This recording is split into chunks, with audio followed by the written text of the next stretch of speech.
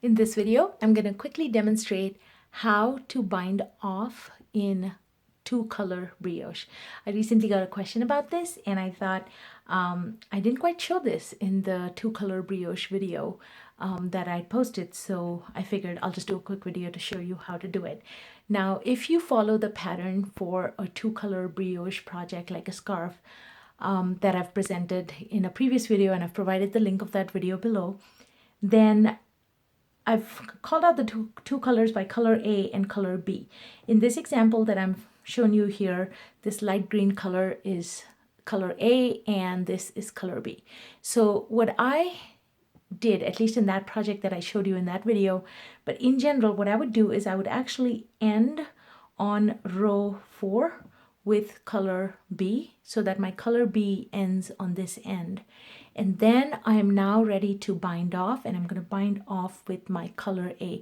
And the reason for that is my cast on edge is with the color A before we do this, the setup row with color B. So I want to try and get sort of the same dominant color on my cast off edge as well. Notice that I did not cast on with two separate colors, two different colors. So I'm just going to try and get that same edge here. So let me show you the technique for that.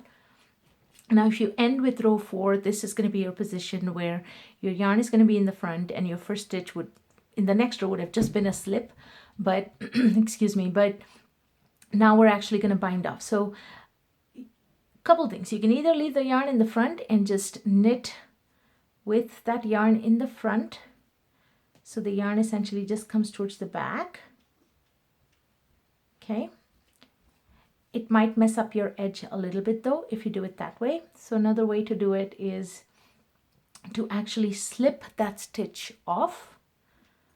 Take the yarn in the back through here, slip that stitch back on, and then knit. Okay. So you can knit the first stitch, and it's a regular bind off really at this point. You knit that first stitch, right? And then you're at a brioche stitch, which would have been a burp had you followed the pattern. But at this point, we're just gonna knit it together. And we're gonna pass this previous stitch over that. And then I'm gonna knit the next stitch. I'm gonna pass this stitch over that. And then I'm gonna knit the next 2 stitches, pass the stitch over that, and so on and so forth. You're just going to keep doing this till you get to the end. So for this sample, I've only cast on 15 stitches. So I'm just going to go ahead and finish up this bind off. And this is again the simplest way that I know of to bind this off and just bind it off in one color. There might be other ways to do it where you can potentially do it with both colors, alternating colors.